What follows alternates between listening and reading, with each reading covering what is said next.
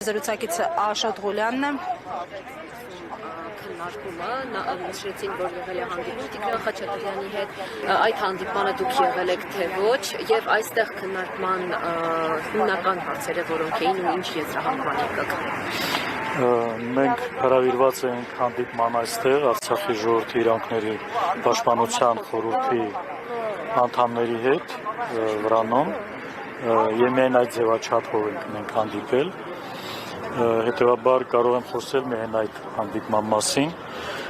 Այն ինչ որ հայտարարվել է խորհրդի կողմից որպես առաջիկա օրերի ծրագիր, իսկ դա մարտի 29-ին տեղ ունեցած հավաքի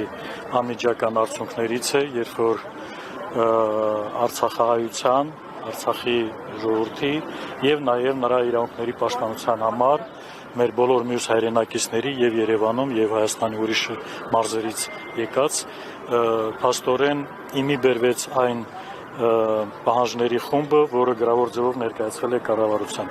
Ես կարծում եմ, որ սա ամենաճիշտ ժողովրդավարության ձևն է, որի մասին շատ են սիրում խոսել Հայաստանի իշխանությունները, եւ սրանից ավելի լավ ուղղակի ժողովրդավարության, անմիջական ժողովրդավարության արտահայտություն չի լինում, եւ իմ խորին համոզմամբ, ովքեր այս պահին օժտված են իշխանության լիազորություններով, նրանք անպայման պետք է մտածեն եւ լուծումներ գտնեն մարդկանց բարձրացած հարցերի։ Պարոն Ղուլյան, նայեք, ասում եք պետք է մտածեն, մի քանի տարի է այստեղ եք եւ իշխանությունները իրենց գործելավոճով համենայն դեպս, եթե անգամ հայտարարում են, որ մտածում են արցախցիների, նրանց իրավունքների մասին, բայց աշխատում են բոլոր առումներով վերացնել Արցախի սուբյեկտայնությունը, լռեցնել, կոծկել։ Հիմա հերթական ձեր այս պահանջների հանրահավաքի ֆոնին ակտիվացել են այսպես ֆեյքեր կամ գուցե իրական դեմքեր, որոնք ձեզ մեղադրում են պահանջներ բարձրաձայնելու մեջ, ատելության մթնոլորտ է գեներացում նույնիսկ ամենաբարձր իշխանական մակարդակներով։ Այս առնչությամբ ինչ դիտարկումներ ունեք եւ ինչպես եք պատրաստվում հակազդել, որովհետեւ ձեզ ուղղակիորեն մեղադրում են Հայաստանի Հանրապետությունը Արցախի Հանրապետության ուղով տանելու մեջ։ Զարուհի ջան, ես գիտեմ դրա մասին։ Շատ վատ է, որ հենց այդ ճանապարհով է փորձում իշխանությունը տանել այսօրվա պահանջները եւ դիմում բողոքները, որովհետեւ խոսքը վերաբերվում է այն մեծ ողբերգության հետևանքներին, որը տեղ ունեցել 2023 թվականի սեպտեմբերի 19-ի 20-ի Ադրբեջանի հերթական ագրեսիայից հետո։ Այն հանգամանքը, որ 120,000 եւ ավելի մարդիկ հայտնվել են մայր հայրենիքում, ցույց է տալիս, որ դրան նախորդած ամիսներին մեր նաև Հայաստանի իշխանությունների կողմից, Արցախի իշխանությունների կողմից քաղաքականությունը ճիշտ ձևով չի ընթացել եւ չի հաջողվել գտնել այն երևի ճիշտ մոդելը, որի արդյունքում մենք կարող ենք շարունակել մնալ մեր փոքրիկ հայրենիքում։ Իսկ սա նշանակում է, որ մենք շատ կարևոր բացթողումներ ենք ունեցել եւ կարծում եմ, որ դա սկսվել է 2020 թվականին, առավել շատ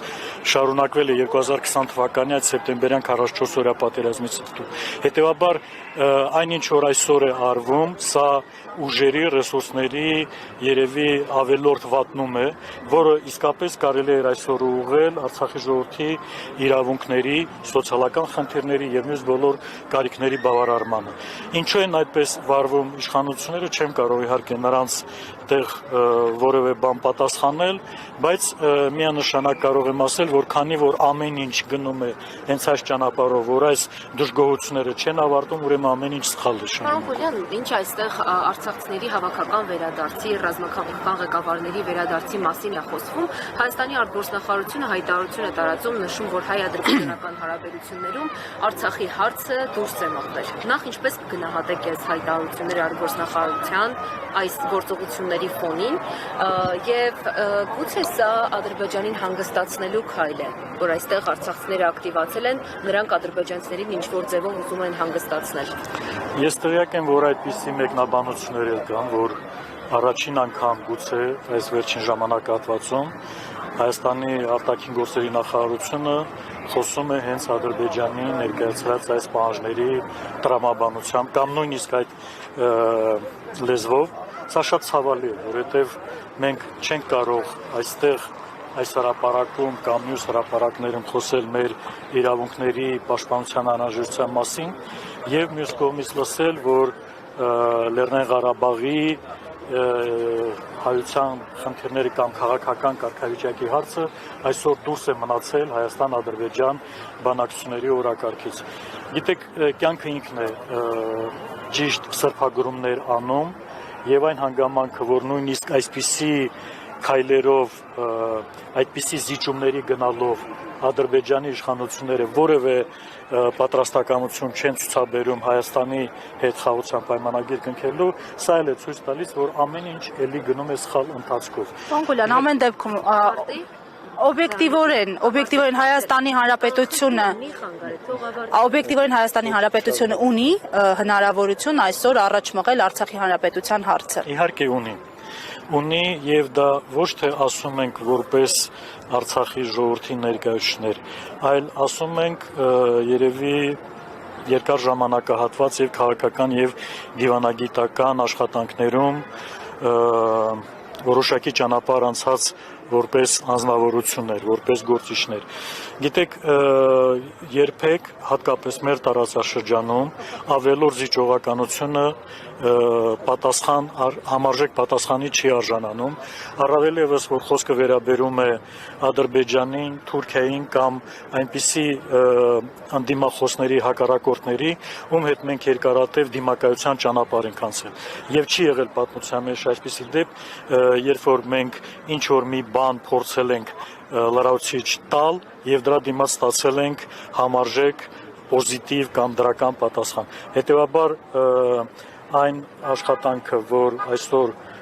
կատարվում է այդ նույն խաղաղության պայմանագիրը մոտեցնելու իմաստով, ես ցավով եմ սա ասում, սա բոլորովին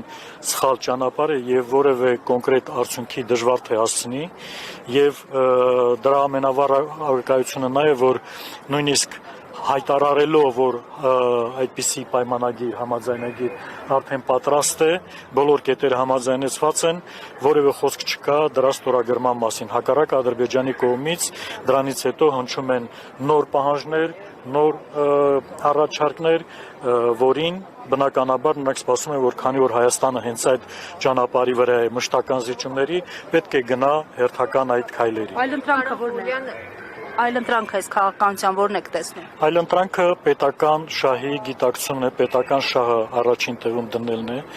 Ես չեմ կարող ռեսուրսներով, պարոն Գուլյան, Հայաստանի Հանրապետությունը ասում են պարտված պետություն է, պատերազմ պարտվել է, տարածաշրջանային իրողություններում այս պահին համենայն դեպս ներկայացնում է որպես թուլացած պետություն։ Հայաստանի պետությունը միակը չէ, որ պարտություն է կրել եւ բազմաթիվ աշխարհում տարբեր պետություններ կան, որոնք անցել են նույն ճանապարհով, բայց իրենց մեջ ուժ են գտել, լավ Գերմանիա ասենք, Ճապոնիա ասենք, բոլոր մյուս պետությունները։ Ես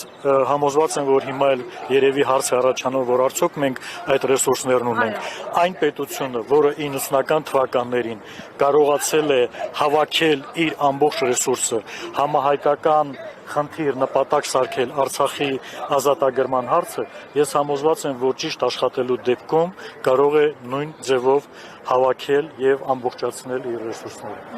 Պարոն Գուլյան, եւ ինչպես է հնարավոր տակ պահել Արցախի հարցը, նորից ստանել բանակցային սեղան։ Գիտեք, սա երևի այն մարդկանց խնդիրն է, ովքեր ամենօրյա ռեժիմով են դրանով զբաղվում, բայց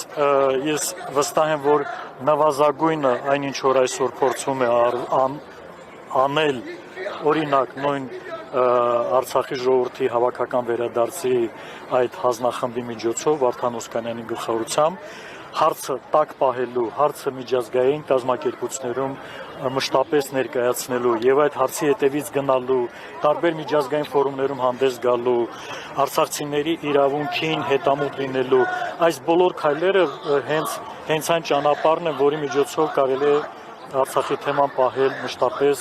միջազգային ուշադրության կենտրոնում։ Շնորհակալություն։